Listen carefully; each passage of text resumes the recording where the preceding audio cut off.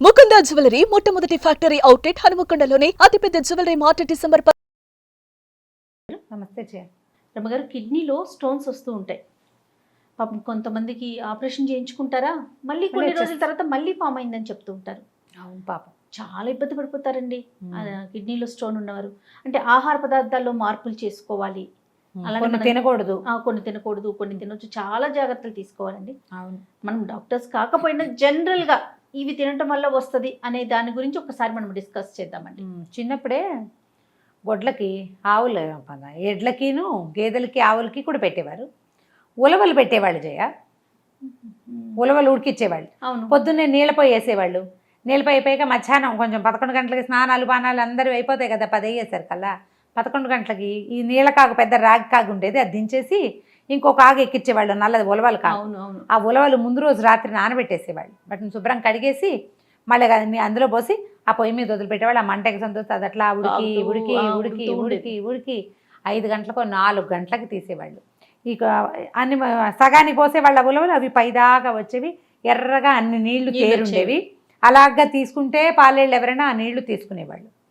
ఉలవలు పెట్టేవాళ్ళు, ఉలవలు తినేవాళ్ళం మేము అప్పుడప్పుడు. మా ఇంట్లో తెలియకుండా ఆ రహస్యం నేను వాళ్ళు నీకు చెప్పేస్తా. తినిచ్చేవాళ్ళు కాదు, తినకూడదు అనేవాళ్ళు. పాలేరు మాత్రం ఆ రంగడు ఎప్పుడు నీరు పట్టుకెళ్ళేవాడు. అర్జున వాళ్ళు కూడా పట్టుకెళ్ళేవాళ్ళు, ఎందుకంటే వాళ్ళు ఇది ఉలవచారు పెట్టుకుంటారు. అదేమిటో చూద్దామని ఉండేది, మేము తినకూడదని మా అమ్మ కేకలేసేది. ఓకే, మేము ఆ ఇళ్లలో ఉల్లిపాయలు అవి ఉండవు కదా. అయితే ఇవి ఉలవలు ఎందుకు పెడతారు అన్నది ఎప్పుడో ఒకసారి మా పెద్దక్కయ్య చెప్పింది. గొడ్లు గడ్డి తినేటప్పుడు మట్టి రాళ్ళు వెళ్ళిపోతాయి వాటి పొట్టలోకి, అవి అరుగుతాయి. ఉలవలు తినటం వల్ల అది అరిగిపోయి పొడైపోయి వాటి తాలూకు పేడలో వాటిలో వచ్చేస్తుంది, తర్వాత ఏమో బలం అని చెప్పేది. ఇప్పుడు కూడా ఉలవలు తింటే కిడ్నీ స్టోన్స్ తగ్గిపోతాయి అని నేను ఆయుర్వేద వైద్యుల దగ్గర విన్నాను.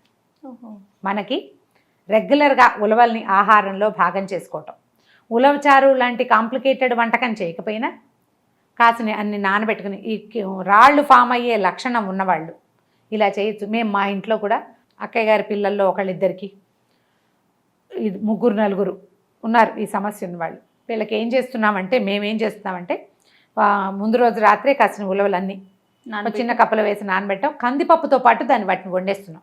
పప్పులో వేసేయటమే, సూపర్, కలిసిపోతుంది. అదేం పెద్దగా మనకి తెలీదు. రెగ్యులర్ ఆహారంలో ఉలవల్ని భాగస్వాముల్ని కనుక భాగం చేసుకుంటే కిడ్నీ స్టోన్స్ ఫామ్ కావు, ఫామ్ అయినవి పడిపోతాయి అని చెప్తారు పెద్దవాళ్ళు. ఓకే, పురాతన వైద్యమే చేస్తారు. తర్వాత కొండపిండాకని ఒక ఆకు దొరుకుతుంది మనకి ఇక్కడ, మన రైతు బజార్లలో కూడా కనపడుతుంది. దొరుకుతుంది. ఆ కొండలైన పిండి చేసేస్తుంది, దాని పేరే అది కొండపిండాకు. ఆ ఆకు వండుకొని తిన్న, అది తెచ్చి కొంచెం పప్పులో వేసుకోవటము. తర్వాత ఏమో మనం మునగాకు పెసరపప్పు వండుకుంటామా, అట్లా కొండపిండాకును కూడా ఏం లేదు, పెసరపప్పు 1 గంట నానబెట్టడం, తాలింపు పెట్టడం. తాలింపు ఏముంది, జీలకర్ర, మినపప్పు, కొంచెం ఎండుమిర్చి, కరివేపాకు, ఇంగువ వేసేసి ఈ పెసరపప్పుని, నానిన పెసరపప్పుని అందులో వేసి కొండపిండి కూరను కూడా కడిగే శుభ్రంగా సన్నగా తరిగేయటం, ఆ పప్పులో వేసేసి మూత పెట్టేస్తే దగ్గరగా పెట్టాలి. మూత డోము మూతలు పెట్టకూడదు. పప్పు అంత ఉందనుకో, దానికి దగ్గరగా ఉండాలి మూత. సన్నటి సెగ మీద వదిలిపెడితే ఒక 5-8 నిమిషాల్లో మగ్గిపోతుంది. తర్వాత మనకు సరిపడా ఉప్పు వేసుకుని, ఇంకొక ముందే ఉప్పు వేస్తే పెసరపప్పు బాగా ఉడుకు పట్టదు, అందుకని వద్దంటాం. ఆ నానిన పెసరపప్పు ఆకుకూరలో ఉన్న చిన్న తడితోటి మగ్గిపోతుంది. రోజు కొండపిండి కూర అంత కూర కనుక తింటే, అంత పెసరపప్పు 1 వారం 10 రోజుల్లో డిఫరెన్స్ వచ్చేస్తుంది అంటారు. ఈ కిడ్నీ స్టోన్స్కి వాటర్ ఇంటేక్ పెంచుకోవాలి.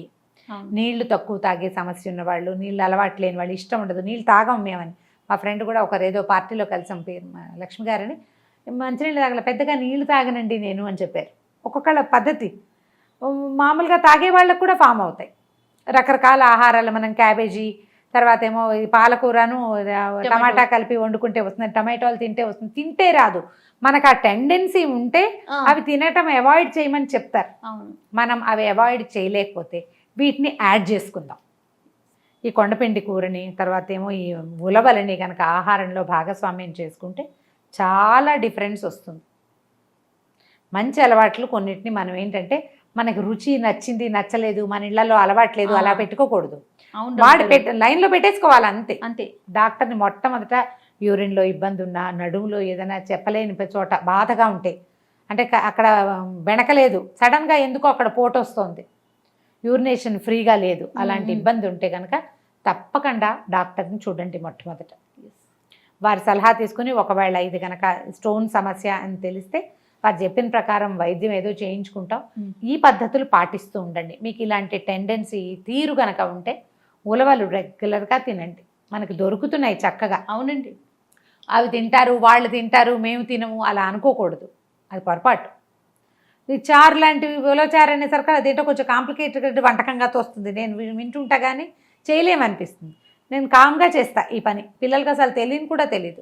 మన ఇంట్లో టెండెన్సీ ఉందనుకో, అప్పుడు కూడా మనం పిల్లలకి నిశ్శబ్దంగా పప్పులో వాటిలలో మనం ఇలాంటి పదార్థాన్ని పెట్టేస్తూ ఉంటే ఏమవుతుందంటే వీటి నుంచి మనం ఆరోగ్య పరిస్థితులు ఏం వర్సన్ అయిపోతుంది. ఒక్కొక్కసారి రకరకాల సమస్యలు వస్తాయి, అది పనిచేయని ప్రాబ్లం వస్తుంది. జనరల్గా మనం వేసుకునే మాత్రలు చూడు, అన్నిటికీ పెయిన్ కిల్లర్స్ వేసుకుంటూ ఉండటం, డాక్టర్ని సంప్రదించకుండా మనమే ఏదో ఒకటి జలుబుగా ఉంది కాబట్టి ఈ కోర్సు అని అప్పుడెప్పుడో మనకి ఇచ్చారు కాబట్టి మనంతటా మనమే చేసేయటము, అవన్నీ బ్యాడ్ ప్రాక్టీసులు చేయాలి. అవునండి. అది కూడా కిడ్నీ మీద చాలా సమస్యగా పరిణమిస్తుంది. మనం మాత్రలు మందులు వేసుకోకూడదు, పెయిన్ కిల్లర్స్ ఎక్కువ వాడుకోకూడదు, ఇష్టారాజ్యంగా తినేయకూడదు. వాటిని తినేస్తే అవన్నీ దీనికి చాలా మందికి పిప్పర్మెంట్ పిల్లలు తిన్నట్టు తినేస్తారు. మెడికల్ షాపులకి వెళ్ళి వైద్యాలు ఏదో ఒకటి వేసేసుకోవటం, తెచ్చేసుకుంటూ ఉండటం, అవి ఇవి పూసేసుకుంటూ ఉండటం, అలాంటివి చెయ్యొద్దు. కొంచెం బేర్గా చేయటం వాటిని, అప్పుడు పెద్ద సమస్యలను బేర్ చేయాల్సిన అవసరం లేకుండా ఉంటుంది.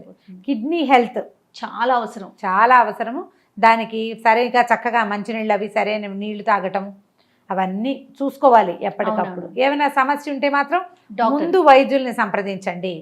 తర్వాత మీరు ఇట్లాంటి కొన్ని పద్ధతుల్ని మన జీవన విధానంలో అవలంబిస్తే ఈ పరిస్థితి నుంచి కొంచెం మనం బయటికి రావడానికి అవకాశం ఉంటుంది. ఒక చక్కని మాట చెప్పారు అమ్మగారు. మనకి రుచి నచ్చిందా నచ్చలేదా, లేదా కంటికి నచ్చిందా నచ్చలేదా, అలాంటివి కొన్ని ఆహార పదార్థాల విషయాలు మనం అసలు ఆహార పదార్థాల విషయాల్లో పాటించకూడదు. మనకు నచ్చక్కర్లా, మనం అసలు అలవాటు చేసేసుకోవాలి. ఫ్రూట్స్ చక్కగా పళ్ళు అవి తింటాము, మంచి డైటరీ ఫైబర్స్ అవి తినటము, అవన్నీ కూడా అలవర్చుకోవాలి. అవునండి, లేకపోతే కష్టం కదా.